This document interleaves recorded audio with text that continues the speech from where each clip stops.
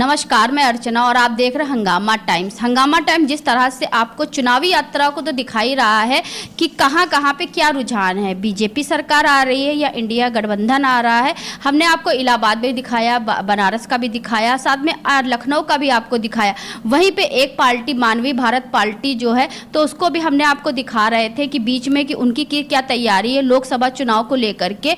साथ में ही 2024 में जिस तरह से दिन प्रतिदिन दिन नज़दीक आ रहे हैं, 4 जून को पता भी चल जाएगा आखिर जनता किसको लेकर के आ रही है। वहीं पे मानवीय भारत पार्टी जो राजनीतिक सुधार यात्रा पे निकली थी और उनके कई कैंडिडेट भी चुनाव के लिए उतर रहे थे, तो उनसे पूछेंगे कि क्या रहा उनकी चुनावी यात्रा को लेकर के, किस तरह से जनता का क्या माहौल रहा और आखिर 2024 के चुनाव हो रहे हैं तो उनमें क्या रुझान दिखा उनको। तो सर, आपका बहुत बहुत स्वागत है। क्या कहना चाहेंगे, जिस तरह से लोकसभा चुनाव के जो चुनाव थे वो ख़त्म भी हो गए, 7 चरण के मतदान भी हो गए, अब हाल ही में जो है रिजल्ट भी आने वाला है, तो क्या कहना चाहेंगे, किस तरह का जनता का आपकी तरफ रुझान रहा या जनता क्या चाहती है? हम तो यही कहेंगे कि आज मतदान का आखिरी दिन है। यह चुनाव सकुशल बिना किसी हिंसा के संपन्न हो गया। देश की जनता को, चुनाव आयोग को बहुत बहुत बधाई, नौकरशाही को बहुत बहुत बधाई। लेकिन जो प्रश्न आपने किया है उस प्रश्न का जवाब देश को शर्मिंदगी में डुबा देगा। 10 साल प्रधानमंत्री रहने के बाद भी जिस व्यक्ति को झूठ बोलना पड़ता हो, इतिहास का ज्ञान न हो, धर्म का ज्ञान न हो, चीजों को तोड़ मरोड़ के पेश करता हो, वोट लेने के लिए हिंदू मुस्लिम नफरत की बात करता हो, तो ऐसे चुनाव की मर्यादा का गला घोंट दिया हमारे प्रधानमंत्री ने। बताइए, ये इतना बेवकूफ कहें कि क्या कहें। कह रहे हैं कि गांधी जी को लोग तब जाने जब गांधी फिल्म बनी। हमको लगता है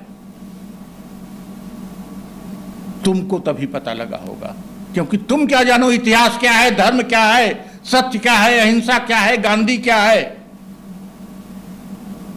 तुम फिल्म देखे होगे, तुमको पता लग गया होगा। गांधी को तब से लोग जानते हैं, पूरा दुनिया जानती है, जब दक्षिण अफ्रीका में थे, राष्ट्रीय आंदोलन शुरू ही नहीं किए थे। 1918 के बाद महात्मा गांधी महात्मा हो चुके थे, अंतर्राष्ट्रीय ख्याति प्राप्त कर चुके थे। गांधी से मिलने को पूरी दुनिया आतुर रहती थी। गांधी ब्रिटेन में जाते हैं तो वहाँ का किंग, वहाँ का क्राउन उनसे मुलाकात करना चाहता है। गांधी को आइंस्टीन कहते हैं कि किसी को विश्वास नहीं होगा कि ऐसा भी आदमी हाड़ मास का इस पृथ्वी पर विचरता था। उस गांधी के लिए तुम कह रहे हो कि गांधी ऐसा करता था। तुम आरक्षण की बात उठा देते हो, बैकवर्ड में मुस्लिम आरक्षण की बात उठा देते हो। 10 साल के काम के बाद तुमको बताना चाहिए था शिक्षा में क्या सुधार हुआ, स्वास्थ्य में क्या सुधार हुआ, बेरोजगारी कितनी कम हुई, आर्थिक स्थिति कितनी अच्छी हुई। तुमको बताना चाहिए था मानवीय सूचकांक में भारत कहां पहुंचा। तुमने कोई जिक्र नहीं किया। कभी तुम मुजरा करा रहे हो, कभी विरोधी पक्ष को कोस रहे हो, कभी व्यंग के बाण छोड़ रहे हो, कभी जोकरई कर रहे हो और कभी रॉक स्टार बन रहे हो। शर्म आनी चाहिए तुमको। और अगर देश की जनता ने पुनः तुमको मौका दिया तो तुम देश को कहां ले जाओगे, समझ से परे है। जब राजा ही ऐसा तो हम ब्यूरोक्रेसी को क्यों कोसें? हम किसी पार्टी के अध्यक्ष हैं, हम डीएम को तो इतने कहेंगे अपनी रीढ़ को मजबूत रखो। नौजवान के रूप में तुमने आईएएस की तैयारी की है, आईएएस की परीक्षा पास की है, तुम अपनी रीढ़, अपनी कमर क्यों झुका देते हो? नॉमिनेशन का पेपर देने में आनाकानी, नॉमिनेशन फॉर्म भरने में आनाकानी, झूठ का माखौल, तुम लोकतंत्र की रक्षा के लिए गए हो। जब तैयारी करते रहोगे तो कहते रहोगे कि हम देश को सुधारेंगे, और मोदी के सामने, मुख्यमंत्री के सामने नतमस्तक हो गए हो। बहुत ही बुरा हाल रहा। 3-4 दिन लगातार संघर्ष करने के बाद लोगों को वहां नॉमिनेशन पेपर मिला। संघर्ष करने के बाद, हमारे सत्याग्रह करने के बाद 40 लोगों का नॉमिनेशन एक ही दिन में लिया गया, 5 मिनट में, बिना शपथ दिलाए, और 33 को दूसरे दिन कैंसिल कर दिया गया। इसका ये आलम पूरे देश में रहा होगा। मोदी के वाराणसी क्षेत्र में विशेषकर था। यानी कि 4 दिन आप वहाँ थे, 4 दिन में 4 दिन नहीं, 10 दिन थे। 10 दिन थे, तो 10 दिन में आपने नॉमिनेशन पर्चे के लिए आप घूमते रहे, और आखिरी दिन पे जब लिया भी गया तो 40 लोगों का एक साथ ले लिया। हम घूमेंगे क्यों? ये हमारा अधिकार है, हम घूमने वाले नहीं हैं। नरेंद्र मोदी के आगे पीछे उनके भक्त हम नहीं हैं, हम घूमने वाले नहीं। हम डीएम के आगे पीछे नहीं घूमेंगे। डीएम को हमने मजबूर किया कि नॉमिनेशन पेपर दे, डीएम को हमने मजबूर किया कि नॉमिनेशन दाखिल करावे, मोदी के दबाव में न आवे, हमारे दबाव में आवे, हमारे सत्य को स्वीकार करे। लेकिन उसके बाद तो उसका अधिकार था उसको कैंसिल करने का। अब चुनाव आयोग में आप लड़ते रहिए, झूठ बोलना तो उसका अधिकार है। जैसे नरेंद्र मोदी के झूठ पर हम रोक नहीं लगा सकते, वैसे ही डीएम के झूठ पर हम रोक नहीं लगा सकते। उनके सामने हम क्या चक्कर लगाएंगे? 10 दिन हमने लोगों के लोकतांत्रिक अधिकार के लिए वाराणसी में संघर्ष किया, केवल अपनी पार्टी के, अपने कैंडिडेट के लिए नहीं, सभी के लिए संघर्ष किया। 2-2 दिन सत्याग्रह किया, और तब नॉमिनेशन पेपर दाखिल। यानी कि आपने वहाँ सत्याग्रह भी किया? 2 दिन नॉमिनेशन पेपर लेने के लिए और दाखिल कराने के लिए। तो यानी कि इतना संघर्ष करना पड़ा। तो किस तरह से फिर वर्तमान सरकार कहती है अच्छे दिन आएंगे? अच्छे दिन वर्तमान सरकार तो कहती है स्वर्णिम आ गया। वर्तमान नरेंद्र मोदी तो अध्यात्म में, वो तो भगवान बनने की कोशिश कर रहे हैं। भक्त लोग तो कोई तर्क ही नहीं करते, क्या बात करती हैं। हमने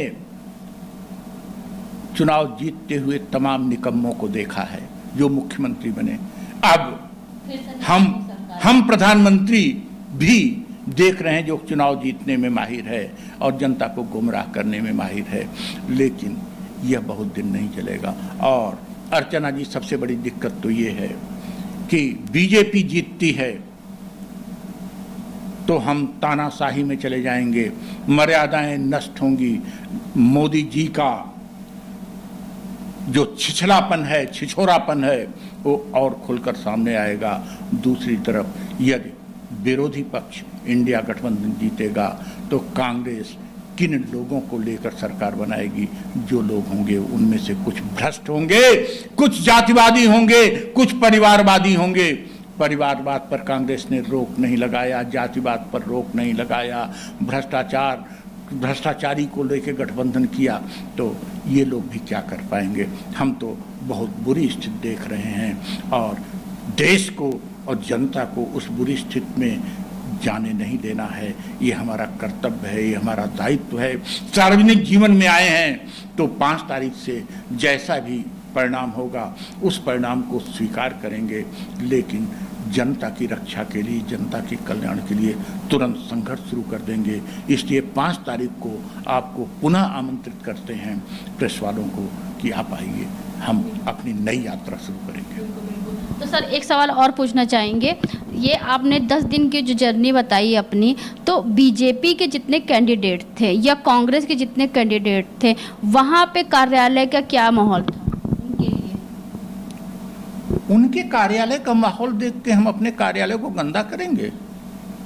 अरे उनके कार्यालयों में माफियाओं की भीड़ है, धन का मदिरा का बोलबाला है उनके कार्यालय वहाँ में। पे नॉमिनेशन पर्चा भरा जा रहा था, वहाँ के बता। अरे उनका तो नॉमिनेशन, जो बड़ी पार्टियां हैं, जो स्टेट पार्टियां हैं, उनके एक प्रस्तावक लगते हैं, उनका नॉमिनेशन ले लिया गया, उनसे मोल भाव चल रहा होगा।